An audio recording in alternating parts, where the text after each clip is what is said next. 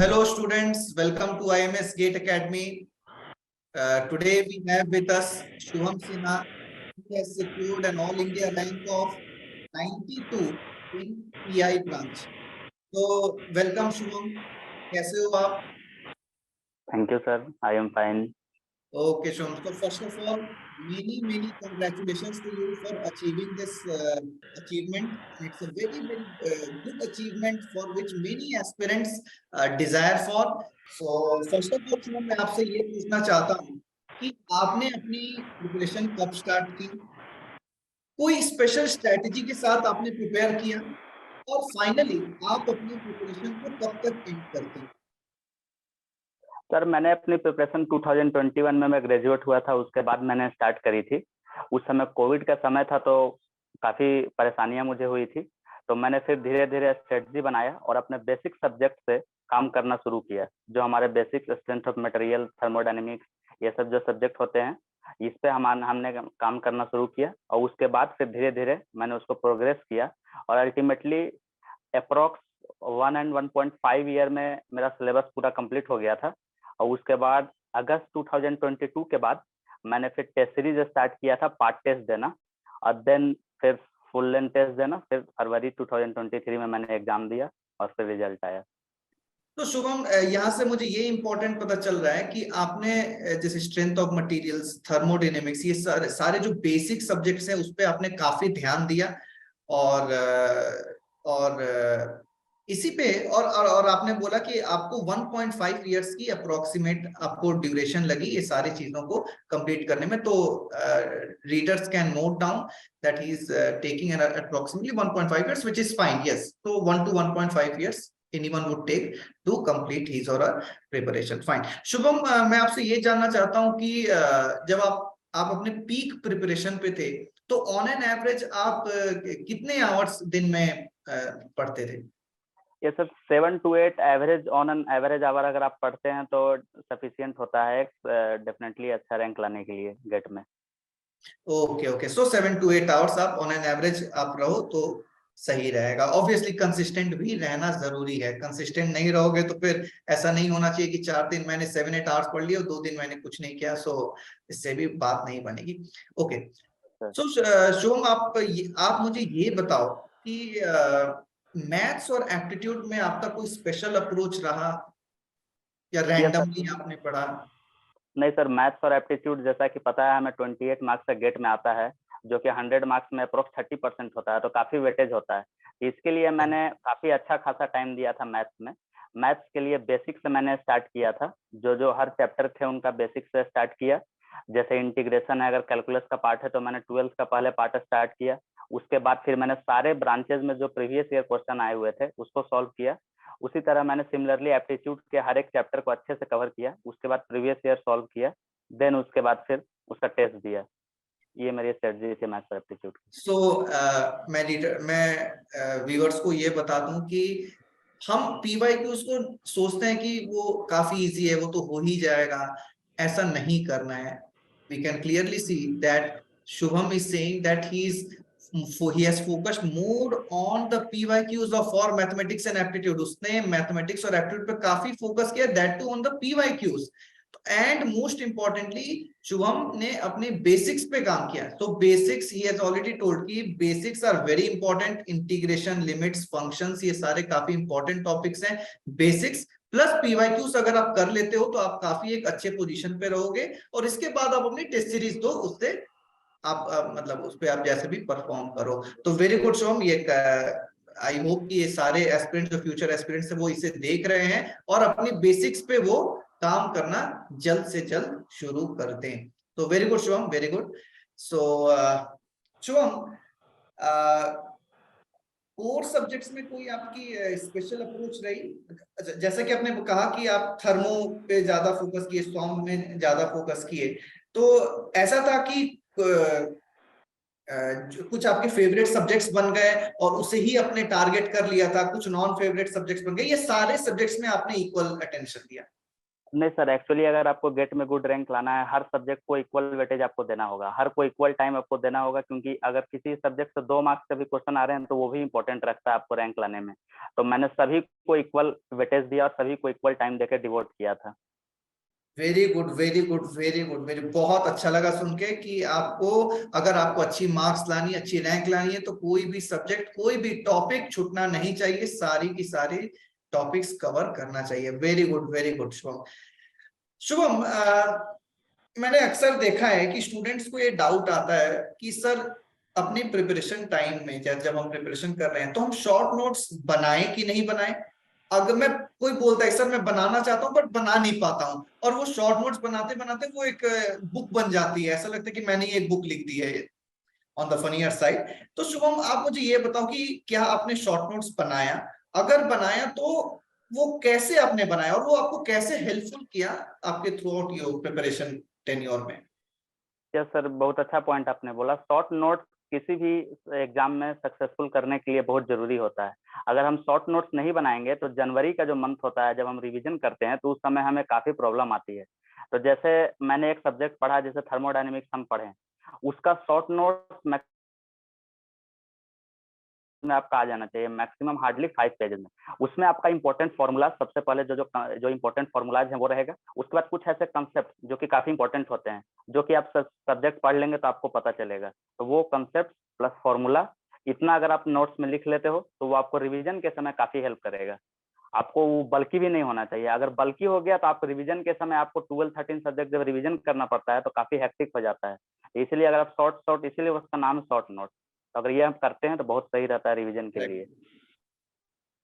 Correct, correct, correct, correct. बहुत बहुत अच्छी पॉइंट आपने बोली कि कम से कम पेज में सारे इंपॉर्टेंट कंसेप्ट्स और फॉर्मूला आप लिख दो। कोई स्पेशल चीज करने की जरूरत नहीं है, आप बस इतना कर लो तो आपको वो रिवीजन में ऑटोमेटिक हेल्पफुल रहेगा। ठीक है, तो शॉर्ट नोट्स का भी हमने डिस्कस किया। आप मुझे ये बताओ कि स्टूडेंट्स के माइंड में एक डाउट रहती है कि सर टेस्ट सीरीज हम कब से देना स्टार्ट करें, हमने सिलेबस ही नहीं पढ़ा। कोई कोई बोलता है कि सर मैं स्टार्ट कर रहा हूँ सिलेबस, और मैंने 1 मंथ में ही टेस्ट सीरीज देना स्टार्ट कर दूं, या मैं सेकंड मंथ में दूं, या मैं सब कुछ होने के बाद टेस्ट सीरीज दूं। तो सोम, आप मुझे ये बताओ कि टेस्ट सीरीज आपने कितने ऑन एन एवरेज दिया, कब से स्टार्ट किया देना, और टेस्ट सीरीज देने की जो क्या फ्रीक्वेंसी आपकी रही, कि किसने कितने इंटरवल पे आपने दिया, और जो भी आपने कुछ स्पेशल अप्रोच टेस्ट सीरीज के लिए आपने कुछ फॉलो किया? यस सर, आपका सक्सेस में सबसे बड़ा योगदान होता है टेस्ट सीरीज का, क्योंकि बिना प्रैक्टिस के गेट में कभी आप अच्छा रैंक नहीं ला सकते हैं। तो टेस्ट सीरीज के लिए मैंने क्या फॉलो किया था, 3 टाइप्स के टेस्ट होते थे, topic wise test, subject wise test and then full length test.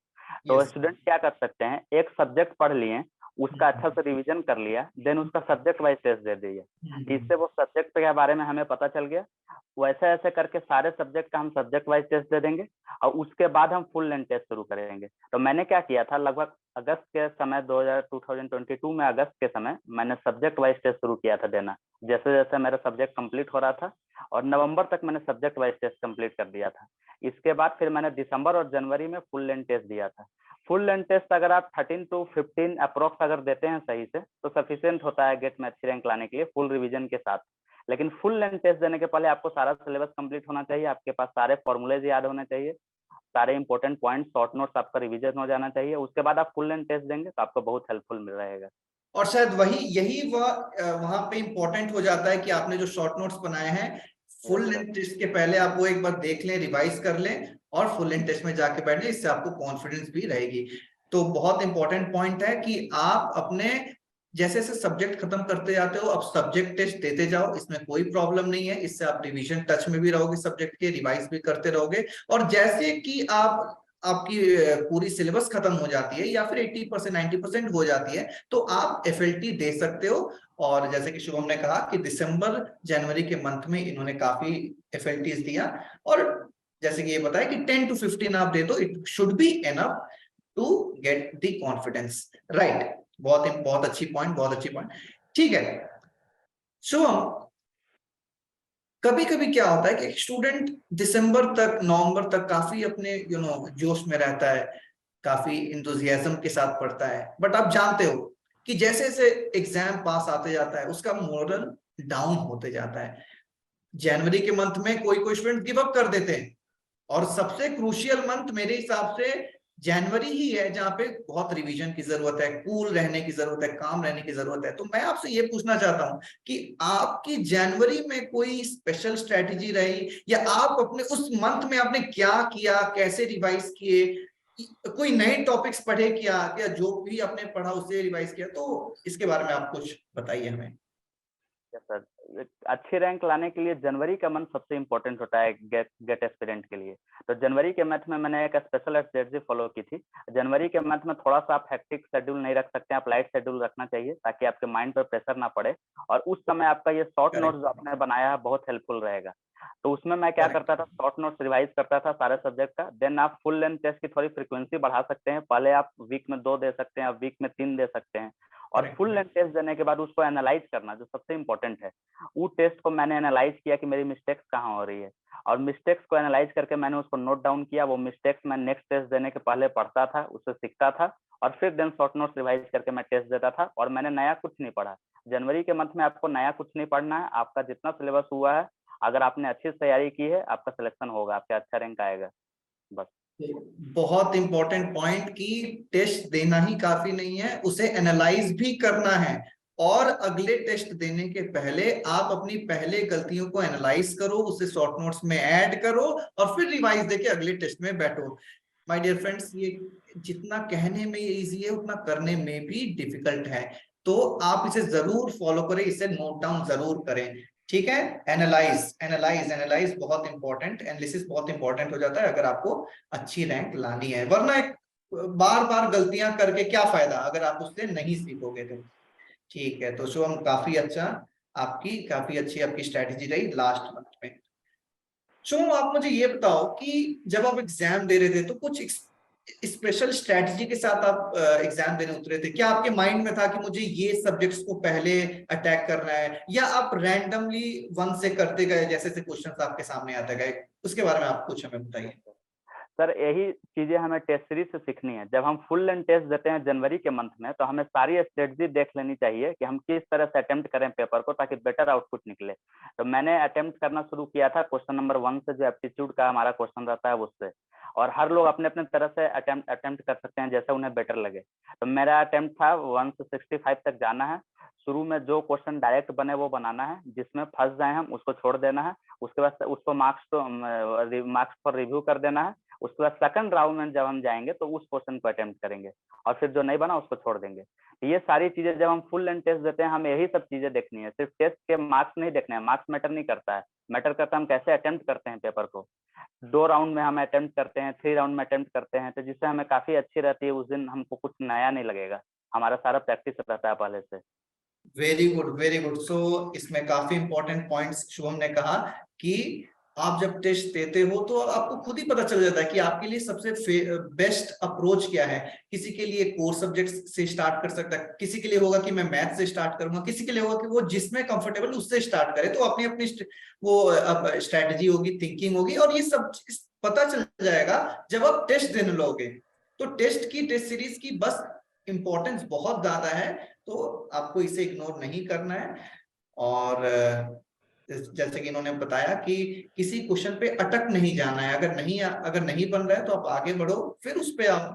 और सबसे इंपॉर्टेंट पॉइंट जो मुझे one of the important point जो मुझे लगा कि 1 to 65 सब कुछ कवर करना है, सारे क्वेश्चन को देखना है। क्या पता जो लास्ट क्वेश्चन है वो सबसे इजीएस्ट क्वेश्चन निकल जाए, we don't know. Right right right. So Shubham काफी अच्छी आपकी थॉट्स लगे। शुभम, मैं आपसे एक फाइनल क्वेश्चन पूछना चाहता हूँ रिगार्डिंग टेस्ट सीरीज। आपने बताया रिवीजन स्ट्रेटजी, आपने बताया लास्ट मंथ स्ट्रेटजी, बताया कोर सब्जेक्ट से एक्सपीरियंस, आपने सब कुछ बहुत डिटेल वे में हमें बताया। मैं आपसे एक फाइनल क्वेश्चन पूछना चाहता हूँ। जब एक स्टूडेंट प्रिपरेशन करता है तो उसे काफी चैलेंजेस फेस करने पड़ते हैं। कुछ के डिस्ट्रैक्शंस हो सकता है, कुछ भी हो सकता है। कॉलेज में कुछ ऑब्स्टेकल्स आ सकते हैं, कुछ कॉलेज प्रोजेक्ट या कुछ अनफॉर्चुनेट सर्कमस्टेंसेस हो सकते हैं। तो चैलेंजेस आएंगे, and I am very much sure कि आपके टाइम आप जब प्रिपरेशन कर रहे होंगे तो आपके सामने भी काफी चैलेंजेस आए होंगे। तो आप मुझे बताओ शुभम कि उन चैलेंजेस को आपने कैसे ओवरकम किया, कौन कौन से मेजर चैलेंजेस आपके सामने आए थे और ओवरकम करते हुए आपने कैसे सक्सीड किया। श्योर। यस सर, चैलेंजेस तो हमारे लाइफ का एक पार्ट ही है। बिना चैलेंज किए आप कभी भी सक्सेस अचीव नहीं कर सकते हैं। तो चैलेंजेस हम मेरे सामने भी, जब मैंने शुरू में ही 21 में प्रिपरेशन स्टार्ट किया था तो उस समय कोविड का समय था, तो कुछ पता नहीं था कि कैसे क्या शुरू करना है। देन उस समय ऑनलाइन नया नया हुआ था तो कुछ समझ में नहीं आ रहा था कैसे शुरू करना है। तो फिर धीरे धीरे टीचर्स लोग से बात करके मैंने पता किया कि कैसे क्या सही रहेगा, अपने सीनियर से बात किया, उसके बाद मैंने प्रिपरेशन स्टार्ट किया। लेकिन जब प्रिपरेशन आप स्टार्ट करते हैं, कोई एक सब्जेक्ट पढ़ते हैं, उस समय भी आपको बहुत डिफिकल्टी आती है क्योंकि आप न्यू कमर हैं। तो उस समय आपके टीचर्स आपको हेल्प करेंगे, आप उनसे बात कर सकते हैं, अपने फ्रेंड से बात कर सकते हैं। आपको जो डिफिकल्टी आ रही है हर सब्जेक्ट में, जो भी चीज़ में, उससे आप बात कर सकते हैं। अगर आपको पर्सनल लाइफ में कोई दिक्कत आ रहा है, अपने फैमिली से बात कर सकते हैं, पेरेंट्स से बात कर सकते हैं, वो आपके काफ़ी हेल्प करेंगे। और सबसे मेजर डिफिकल्टी आती है जब लास्ट के समय में, जैसा आपने बोला, जब टेस्ट सीरीज आप देते हैं उस समय मार्क्स कम आते हैं। तो यही मैं बता रहा हूँ कि मार्क्स मैटर नहीं करते हैं टेस्ट सीरीज में। टेस्ट सीरीज हमें सीखने के लिए होता है। आपको सीखना है कि सेम मिस्टेक अगला टेस्ट में रिपीट नहीं होनी चाहिए, और हम इम्प्रूव कर रहे हैं कि नहीं टेस्ट से। अगर फर्स्ट टेस्ट में मेरा 3 मिस्टेक था तो अभी 2 हो रहा है, 1 हो रहा है, इस तरह से इम्प्रूव करना है। और यही सब चैलेंजेस मैंने भी फेस किया था, और ये सब चैलेंज हर किसी को फेस करना पड़ता है। उससे ओवरकम करने के लिए आप मेडिटेशन कर सकते हैं, या फिर अपने फैमिली मेंबर से बात कर सकते हैं, अपने फ्रेंड्स से, अपने टीचर से बात कर सकते हैं, जिससे आप इससे ओवरकम कर सकते हैं।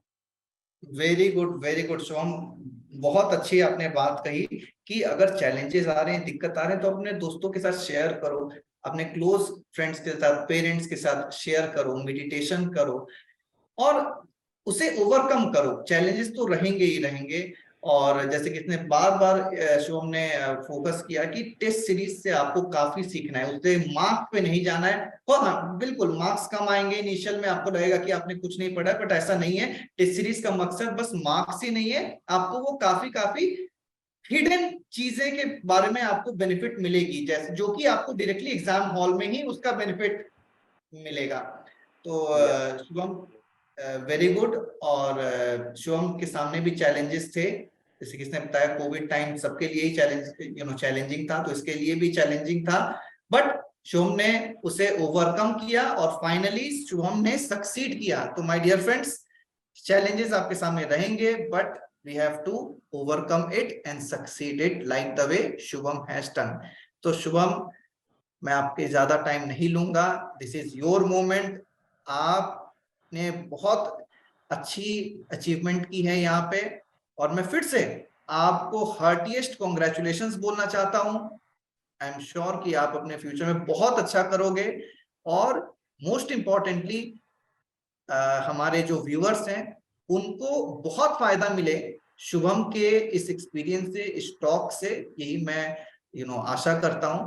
तो शुभम, इसी नोट पे thank you again, thank you for giving some time and all the best. Sure, thank you.